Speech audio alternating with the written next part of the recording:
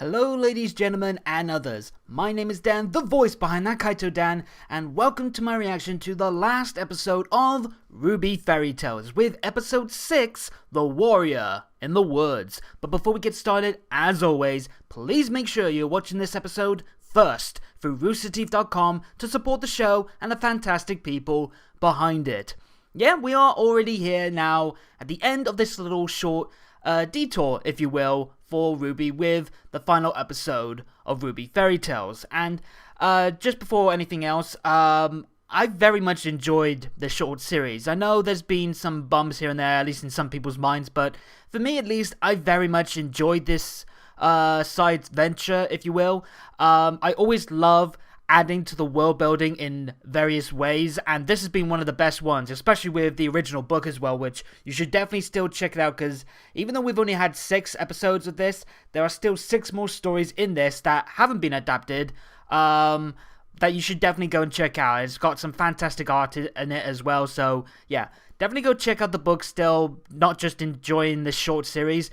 But yeah, I really enjoyed it. I loved exploring more of the world and adding some more, like, flavors and something that we would enjoy ourselves if we were in the world of Remnant, just to expand the world a little bit. And each of the episodes has offered something new to talk about, some fantastic animation, great voice acting and music as well. It's just been a lot of fun, and yeah, as brief as it has been around, it's gonna be sad to see this go, but it's been great to distract us in the midst of this extended hiatus. And again, massive props to everyone who worked on this short series. But yeah, we're now moving on to the last episode, and it's The Warrior in the Woods, which obviously I'll discuss more like after this short, but this is another one like last episode, and I think, yeah, the episode as well, beforehand, that could have some impacts later on in the series, for reasons I'll get to in a bit. So yeah, that's all I gotta say really. I'm getting into the setup now, let's get started. But one last thing as well, it's a bit windy at the moment, so there's a lot of background noise. I'll try and edit out as much as possible, but if you hear any noise in the background, I apologize. I'll try and edit as best as possible. But yeah, enough of the grandstanding. Let's get into it, shall we? Count it down with me for the last time for RWBY Fairy Tales. 3, 2, 1. Here we go. Alright, girls. One story and then expand. Buddy! Okay? I mean it. Whoa! Yes, Yang. I promise. Oh my god, this is With monsters and Tai Yang telling the story to RWBY and Yang. Alright, Oh, this is good. I love this already. a long time ago, And this is the perfect story for him to narrate as well. by an enormous forest, I'm already loving this. safe from the creatures of Grimm. The music as well is very, like, enchanting and lively. So long that the villagers Oh, believed that the forest Klaxon tweeted out the original image of this, and it did look like a bit like a Jean parallel, but now it looks like a Tai Yang parallel if it's Tai Yang doing this. The blonde hair, and I think Tai's got blue eyes as well. I can't remember. It's been a while since we last saw him in that little brief bit in Volume 8. But as time went on, I'm getting burning again. This is awesome. careless. Makes sense. Young RWBY might not know what such a big word means. Oh, this is already fantastic. What a way to end it off with Bernie doing the narration this time. Here we go. Oh, hang on. She looks different. Okay. That is going to be interesting to talk about. Go home. She looks oh my god. She looks a bit like Raven. Is this supposed to be like Tai Yang, I guess, projecting like his Saw me. vision of what he thinks the warrior looks like? When the boy made it back to his village, That is interesting. I'm gonna have to talk about that in great detail after this. but he described the tale Wow, he okay. narrowly escaped. Those who believed him took his safe return as proof that the woods protected them. Everyone continued living exactly But it was as actually everyone. a very special woman in the woods. I'm thrown off by so much of this. I did not expect Tai Yang. I did not expect to hear RWBY and Yang. And I did not expect that design for the warrior in the woods. Yeah, this is really interesting. He even looks more like Jean in here. Yeah, that looks so much like Raven. I remember everyone I've saved. Even the attitude as well. And everyone I didn't. I told you not to come back. I don't think that's Anna. To bring you this. And I don't think that's Bernie doing that as well. So I think it's just Bernie doing the narration and someone else doing these two. Next time you enter the woods, you're on your own. But we'll have to wait and see if that comes out. Oh, that's a nice transition. Not so much sure about the haircut. This is cool, getting to see him actually fighting now. And failing, because he's still very inexperienced. Again, I love this, like, almost like sketch art for the grim designs, and this makes them feel more out of place and inhuman. Thank you. She even comes in like Raven. Why do you keep coming back here?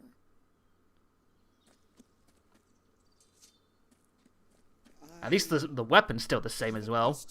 For you. I can't remember what it's called, but like there is a special term for why it's called Promise an answer. a curved blade. Why do you live in the woods alone? Why do you risk your life to save strangers? Why do you protect the village? That's a bit of a deep story. That's 5 questions. And that too. We all have the same answer.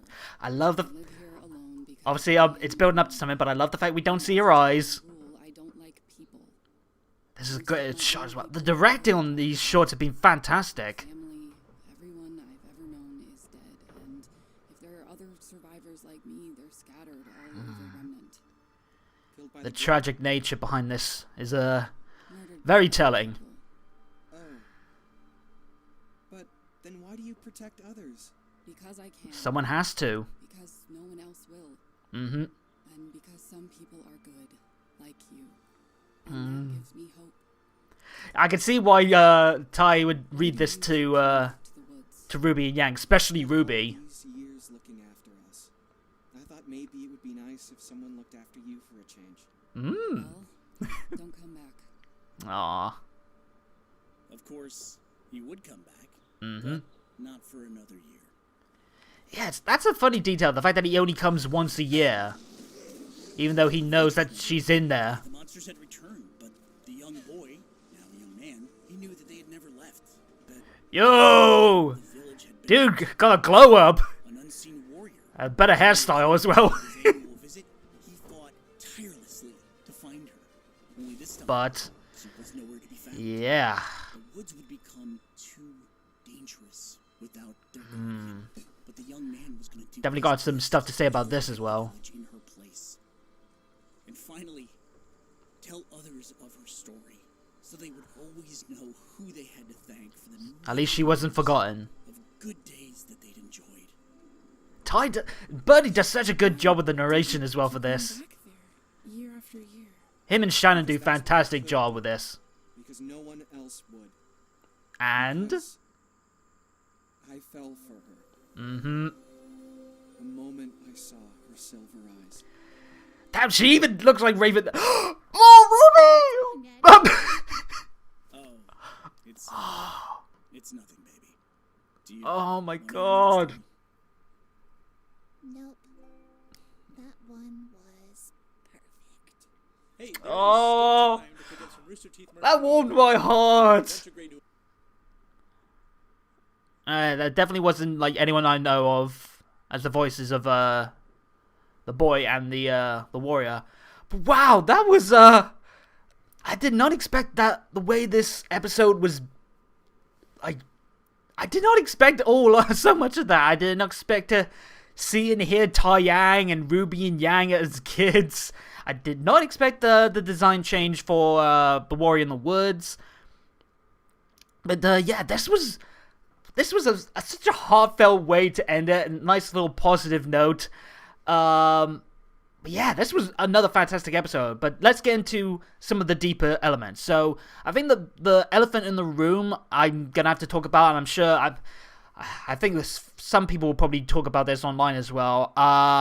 the design changed to the warrior in the woods. Let me see if I can quickly find it, but suffice to say, this design in the short is not the design that we saw in the book.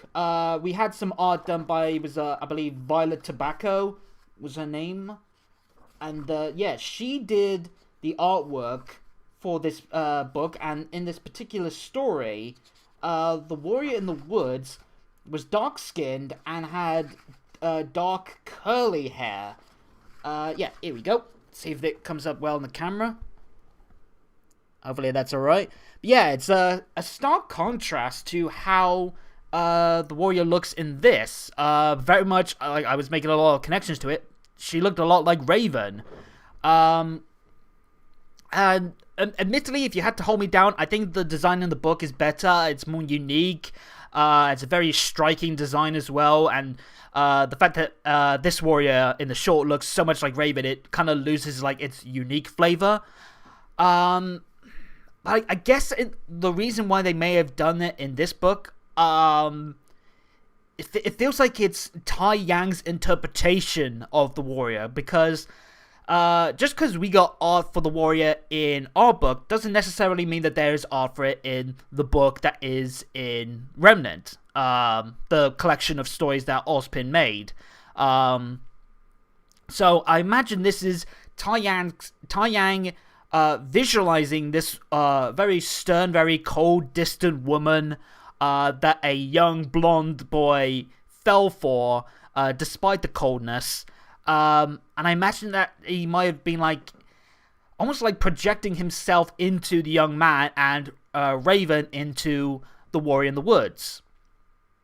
Which also explains why he was kind of tearing up towards the end, because he was thinking a bit of Raven, and probably thinking of Summer as well because of the silver eyes. So yeah, I can understand why they've done the change to the design there, but it is a little bit striking, especially considering like most of the designs that we've seen in the book have translated somewhat to the shorts. Well, like I'm thinking the Indecisive King looked very similar. The God of Animals, I think, looked similar as well.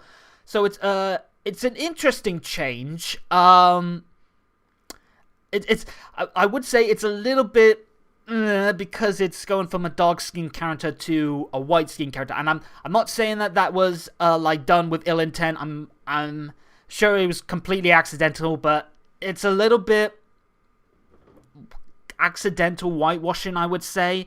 But at least I can understand the reasonings for it, and I do actually like that impact as well of it. Again, Tai Yang, I'm guessing, projecting himself into the story, because we've all done that before. We've read stories where we don't have an actual visualization of what the character looks like, and we picture them in our heads. I know, for example, like many people kind of visioned Hermione to look different than she did in the films, just from reading the books. So we assume that this was another silver-eyed warrior attacked, slain, or at least kidnapped by forces working for Salem. We don't know, obviously, when this took place. Like, maybe it could have been well before even Tok was working for Salem. So, if we see the warrior in the woods again, maybe as another Grimbiote, kind of like the silver-eyed host for the Hound, it's going to be interesting to see which design they would take. Again, I think the fact that it is like a very reader's interpretation element here, we could have the warrior in the woods look more like in the book versus Ty's interpretation here. But it might be a bit weird to go from one animated look to a different look. So that's the interesting element there. But again, I do understand the reasonings. I like the like emotional impact to it. It's just a little bit bumpy because of some unfortunate misgivings that could be given as a result. Sorry. But beyond that, I really enjoyed this story as well. And I love the fact that it was Tai doing the narration for this to RWBY and Yang. For one, it was great to hear Bernie Burns again. Obviously, we heard a little bit of him in Volume 8 with that small cameo he made. But he did such a fantastic job, and he felt very heartfelt and earnest, much like any father reading a story to their kids would sound like. I loved as well the bit of like him explaining what complacent meant to Ruby. It was good as well hearing Lindsay and Barbara do young voices for Ruby and Yang. I love the fact as well, just thinking on it in my head, I love the fact that at the end, Yang is conked out sleeping. She's already had the monsters and fighting element that she seemed most invested in for this story. But Ruby is wide awake and so invested in the story, and I think that speaks true to her character and to Yang's as well. Yang maybe doesn't have as much of a emotional drive to being good at, or at least she does want to do good, but it's more like if it's something that she can do alongside having adventures and fun, that's a bonus, like she said with Oobleck that one time.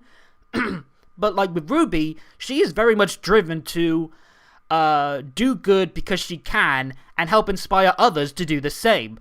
And that is very much like what the boy felt here with the War in the Woods. The warrior, even though she's trying to hide away from the people hunting her, she still is willing to help out where she can because someone has to, and she's the only one in this area that could protect that village, and that inspired the boy to do the same, and he carried on that message through to other people. So I love the fact that at the end, Ruby is just so invested into the story, even at a young age, and she, like she said at the end, it's like, that one was perfect. That I can imagine that being one of Ruby's most favorite fairy tales because of how well it kind of interjects itself into her future drive and mentality. And that's, again, just one of the best elements about these fairy tales. You got a surface layer story that can have great characters, great messages and themes and tones, great like surface level impacts, but underneath you got context that can make huge impacts in universe and also add more depth to certain characters and moments. So yeah, this is just such a fantastic way to end this, and I really did love this series. Again, we've had a fantastic start with The Grim Child was a dark, very sinister, foreboding story that expanded on a new element to the Grim with a new frightening beast. We had the exploration of the Hunter's Children that explored the start of the 4-person team and how each member can add their own impacts, and much of the Huntsman Creed and the elements that are expected of Huntsman to carry on. We had what else? Faunus stories exploring their origins and like culture and elements that they are sharing amongst themselves, and how elements have changed because of new developments in the real world, or at least remnant world. We also had our first look at the other relic, the Crown of Choice, and its possible impacts in the future. We had a new perspective on one of the most important stories in the series with the Girl in the Tower, and a new side to Salem explored. And I do love the fact that as well, like Ozpin ended his narration with his most personal tale, and we end it with a very personal tale to one of our main characters. Fantastic job. But yeah, I've really enjoyed the short series. Again, much love to everyone who has worked on this series in some way. It's probably one of my favorite side material pieces, along with the book done by the writers E.C. Myers. Again, the artwork by Violet Tobacco. Great stuff all around. So yeah, definitely go read the books. Go through all these short episodes again. These were fantastic to experience. And let me know what you guys thought about this episode and the short series as well as a whole in the comments down below. And while you're at it, hit the subscribe and bell buttons. Tick the notification box to make sure you get every new video from me as they drop. And follow me on Twitter at ThatKaitoDan for more on anything to do with future RWBY stuff, updates on the channel, and more. But until next time, have a good day or good night, and peace out.